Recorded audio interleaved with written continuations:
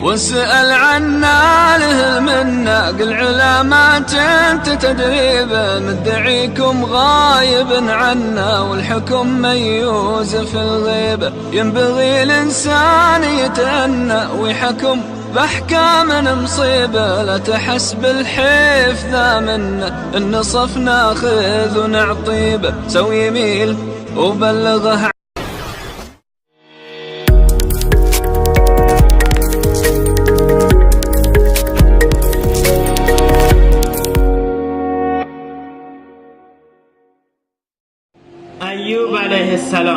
ایوب علیه السلام الگوی صبر و شکر. موسی علیه السلام در اون لحظه که با قومش از لشکر فرعون فرار میکرد. هر کس بر الله توکل کنه الله براش کافیه. انسان اگه وارد بهشت شد و اولین قدمش رو تو بهشت گذاشت باور کن دیگه پشت سرش هم نگاه نمی‌کنه.